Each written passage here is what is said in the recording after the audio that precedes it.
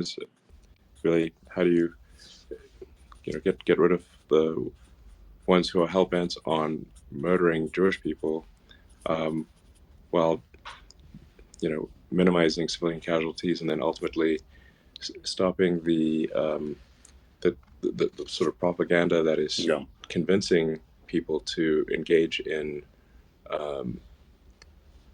murder. So that at the end of the day, that's really essential, is to figure out, okay, how are they being trained to have these, to believe that murdering and having joy at the death of civilians is a good thing, and to stop that training. Well, I think you hit the nail on the head, because we have first a mission to destroy Hamas. Nothing's going to stop that, because if you want peace, destroy Hamas. If you want security, destroy Hamas. A better life for the Palestinians, Gaza, who've been hijacked by Hamas, destroy Hamas. All of that is a precursor to the question that you asked. You first have to get rid of the poisonous regime, as you did in Germany, as you did in Japan, in World War II. These were two. There's no choice. There's no choice. So that's a prerequisite. Yes. There's no choice. But then look at what happened. I mean, what you had in Germany was denazification, and what you had in Japan under Douglas MacArthur was a cultural reformation. Mm-hmm. And Japan that you visit today is so different from Japan of the 1930s. Yeah. Germany that you visit today is so different from Germany of the 1930s. Well, is that possible in the Arab world? And I categorically say, of course it is, because we've seen it already in two places. We've seen it in the Gulf states, and we see that when you visit Dubai, or when you visit Abu Dhabi, or when you visit Bahrain, you see something entirely different. Sure. There was, in fact, a cultural change there.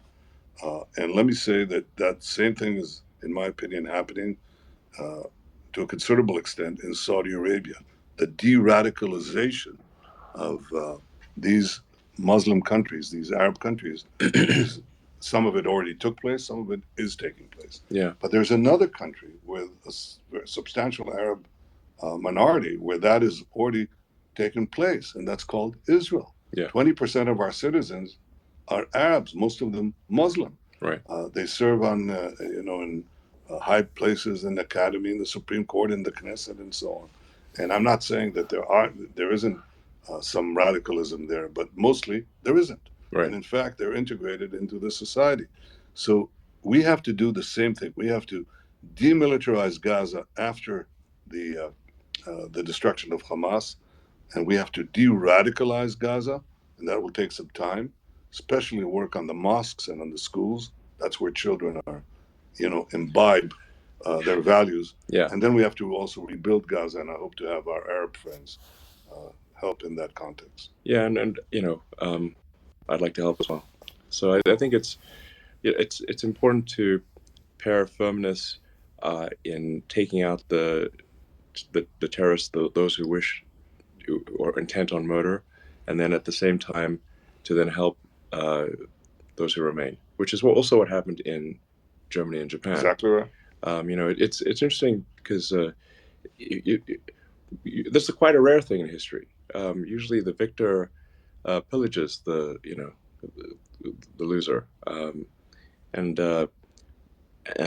if you look at it after World War I, the Treaty of Versailles was a big mistake, and it created immense bitterness in Germany, and it's part of what led to World War II.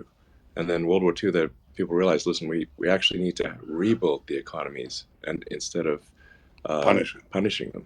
And so, you had the rebuilding of Japan, rebuilding of Germany and much of Europe, and then we've had peace and prosperity for a long time.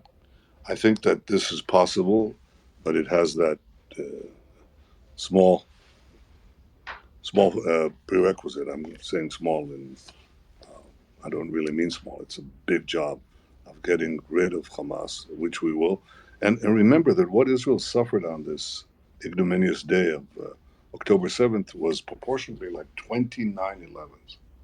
So, when people tell us, make a ceasefire. Sure.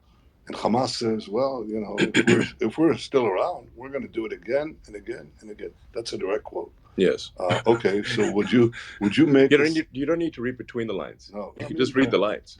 They're quite explicit about it. Yes. So obviously we can't do that any more than America would make a ceasefire with Al Qaeda after 9/11. Yeah. And this is 29/11. So they have to go, and they will go. I'm talking about combatants. I'm talking about terrorists. Mm-hmm. I'm talking about terrorist chieftains.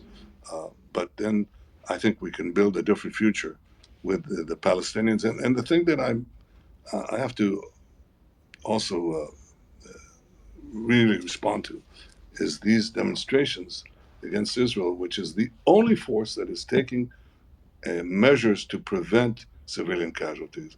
We're trying to do everything that we can, including entering into Gaza, humanitarian help. But we have mass demonstrations.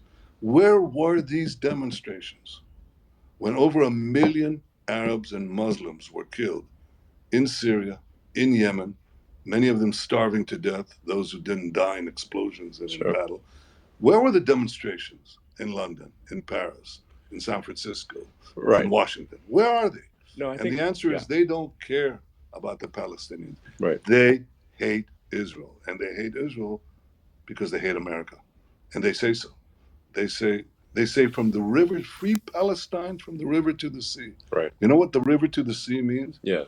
The river is not a river; it's a creek. It's called the Jordan River. Okay? The sea is the Mediterranean. Yes. In between is Israel. Right. All of 50 miles wide.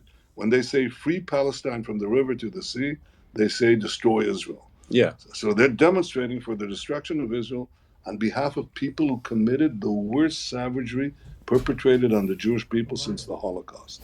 That is